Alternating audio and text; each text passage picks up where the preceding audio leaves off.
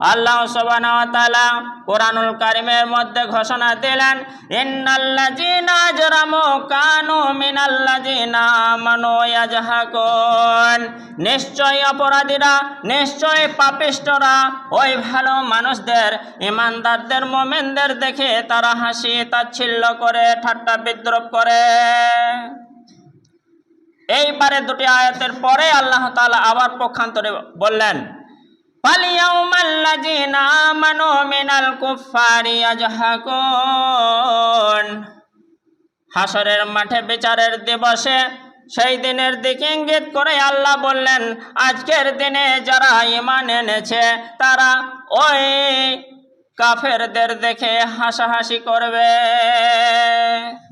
হলো তো পাল্টা বদলা, হলো তো প্রতিশোধ। দুনিয়াতে ভালো মানুষদের দেখে ঠাট্টা করে খারাপ মানুষেরা, তারা বিদ্রূপ করে, তাচ্ছিল্য করে, অহংকার করে, টিটকারি মারে, কিন্তু প্রতিফলটা, বদলাটা আল্লাহ দিয়ে দেবেন হাসরের মাঠে। তাদের শাস্তিটা দেখে, ভয়ানক পরিণতিটা দেখে কিন্তু মুমিন মানুষরা কিন্তু অবশ্যই হাসাহাসি করবে। এবার আসুন, একটা হাদিস বর্ণনা করেছেন আবু হুরায়রা।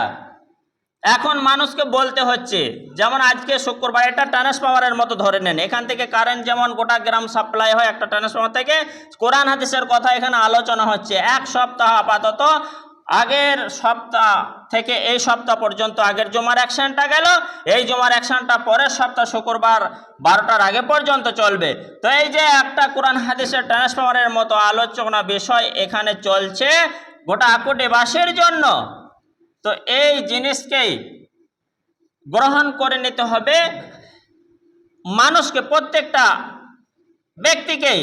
কিন্তু অনেক মানুষ সেটাকে কলার ঝেড়ে মসজিদ থেকে বের হওয়ার সময় ঝেড়ে ফেলে দেয়, মানে না, অনেকে আসে না, অনেকে আবার এগুলিকে মিথ্যা মনে করে। তো যাই হোক, হাদিসটি একবার শুনুন।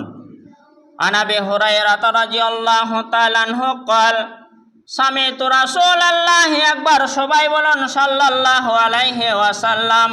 হযরত আবু হুরায়রা বলছেন, আমি রাসূল কারীম সাল্লাল্লাহু আলাইহি সাল্লামকে বলতে শুনেছি, লা তাকুমুস সাআতু হাত্তা তাতলুয়াশ শামসু মিন মাগরিবিহা, ততক্ষণ পর্যন্ত কিয়ামত অনুষ্ঠিত হবে না, ততক্ষণ পর্যন্ত দুনিয়াটা ধ্বংস হবে না, যতক্ষণ পর্যন্ত না পশ্চিম দিকে সূর্যটা উদিত হয়। তাহলে সকালবেলায় কিন্তু একটা আমাদের কাজ হয়ে গেল, কে সূর্যটা ওঠার সময় প্রত্যেক দিন দেখতে হবে। তো আজও পূর্ব দিকে উঠেছে, কাল শনিবারে সকালে ভোরে উঠে দেখে নেব, চালাকি না। আল্লাহ রাসূল বললেন, পশ্চিম দিকে যতক্ষণ পর্যন্ত সূর্যটা না উঠবে ততক্ষণ পর্যন্ত কিয়ামত হবে না।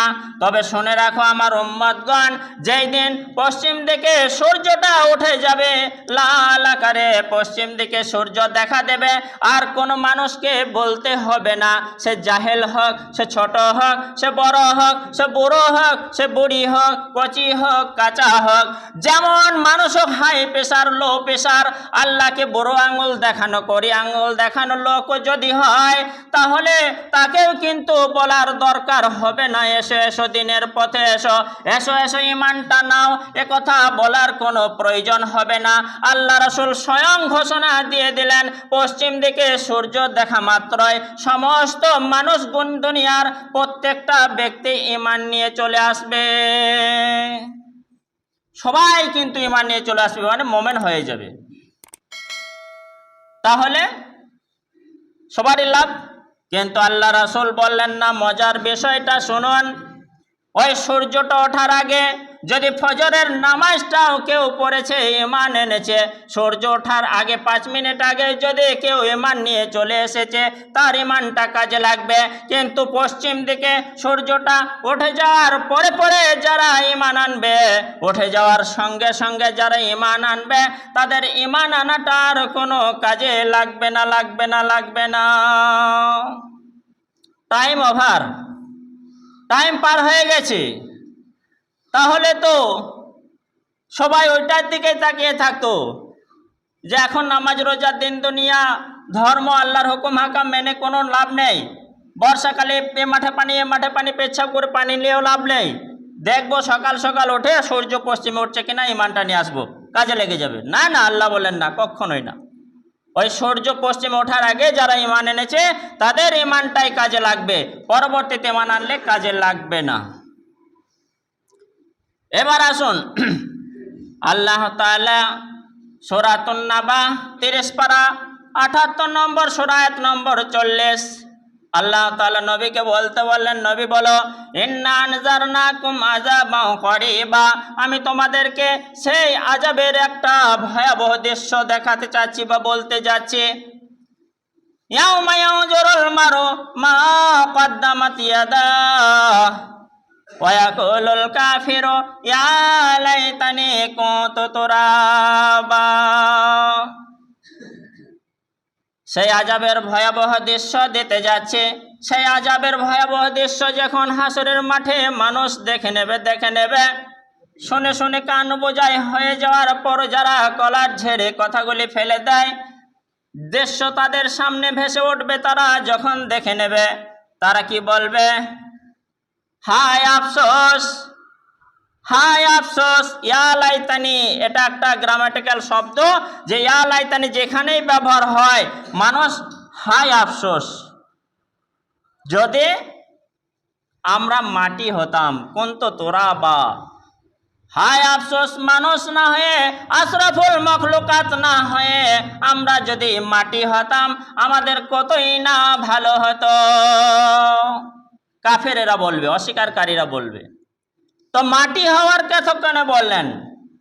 মাটির তো কোনো মূল্যই নেই, ধরেনি।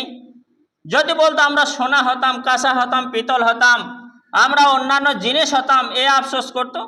কিন্তু মাটি হওয়ার কথা কেন বলবে তারা, কাফেরেরা? আসুন তাফসীর ইবনে কাসিরে ব্যাখ্যায় এসছে, ভালো করে কথাটি শুনবেন। একটা সেকেন্ড বিফলে যাবে না।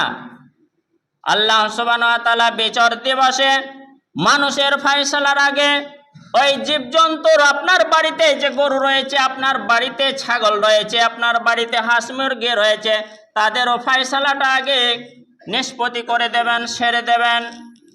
এমনকি রাসূল কারীম সাল্লাল্লাহু আলাইহি ওয়াসাল্লাম বলেছেন, যদি একটা শিংবিহীন ছাগলকে, একটা শিং বিশিষ্ট ছাগল যদি ঘুষি মেরে থাকে, আঘাত দিয়ে থাকে, মোট কথা চলতে কথায় যার শিং নাই, এরকম ছাগলকে শিংওয়ালা ছাগল যদি আঘাত দিয়ে থাকে, মেরে থাকে, আল্লাহ তাআলা উল্টোটা করবেন। যার শিং ছিল শিংকে মাইনাস করে দেবেন, পক্ষান্তরে যার শিং ছিল না তার মাথায় শিং লাগিয়ে দিয়ে বলবেন, শোধ নিয়ে নাও। তোমাকে এক ঘুষি দিয়েছে, তুমি এক ঘুষি নিয়ে নাও। তোমাকে পেট তলে 2 ঘুষি দিয়েছে, পেট তলে 2 ঘুষি নিয়ে নাও, প্রতিশোধটা নিয়ে নিতে বলবেন। গরু, ছাগল, হাঁস, মুরগি, জীবজন্তু, এমনকি হরিণকে বাঘে ছিঁড়ে খেয়েছে, প্রতিশোধ নিয়ে নেওয়া হবে। সবাই মানুষ ভ্যাল ভ্যাল ভ্যাল ভ্যাল ভ্যাল ভ্যাল করে তাকিয়ে দেখবে দৃষ্টি দিয়ে। তারপর যখন তাদের ফয়সালা হয়ে যাবে, আল্লাহ সুবহানাহু ওয়া তাআলা বিচার ফয়সালা জীবজন্তুর নিষ্পত্তি করে বলবেন, তোমরা মাটি হয়ে যাও। যখন বলবেন তোমরা মাটি হয়ে যাও, তারা মাটি হয়ে যাবে। আপনার গরু ছাগলটা ক্যানেলে ফেলে দিয়েছেন, ছেড়ে খেয়ে নিল, চলে গেল, আছে ব্যাংকে মজুদ আছে, আত্মাটা আছে, সুবহানাহু ওয়া তাআলা তুলবেন, বিচার দিবসে তাকে হাজির করবেন। তো এই যে প্রতিশোধ নেওয়ার পর তাদেরকে মাটি হয়ে যাওয়ার কথা বলবে আল্লাহ তাআলা, তারা মাটি হয়ে যাবে। ওই কাফেরেরা কিন্তু ভ্যাল ভ্যাল করে দৃশ্যটা দেখে আফসোস করে বলবে, হায় আফসোস, আমি মানুষ না হয়ে যদি আমি মাটি হতাম। অর্থাৎ জীবজন্তু হয়ে গেলে আমি মাটি হয়ে যেতাম, আমি জীবজন্তু হতাম। এখন বলছি গরু যদি না হতাম, আহারে মাঠে হাল বাইতে হতো, এখন হাল বানো নাই, তাই যে অন্যান্য পশু না হয়ে মানুষ হয়েছি, কত ভালো হয়েছে। তাও আলহামদুলিল্লাহ একবার বলি না, আল্লাহর কাছে শুকরিয়া আদায় হয়তো করি না, 2-4 জন ছাড়া। শুকরিয়া আদায় করতে হবে, আমি সবার সেরা আল্লাহ তাআলা আমাকে বানিয়েছেন, আলহামদুলিল্লাহ, সুবহানাল্লাহ। তো আল্লাহ তাআলা কাফেরদের এই কথাটা আগে থেকে আগাম জানিয়ে দিলেন। আমি বলে রাখি, আকুটির প্রত্যেক মানুষের কানে কানে আমার যে আওয়াজ যাচ্ছে, এটা কোরআনুল কারীমের সূরা নাবার 40 নম্বর আয়াত। যে আমাদেরকে যেন হাসরের মাঠে আফসোস করতে না হয়, আমরা রেডি হই, তৈরি হই। কাফেররা আফসোস করে বলবে মাটি যদি হতাম। কিন্তু আর বলে লাভ হবে না।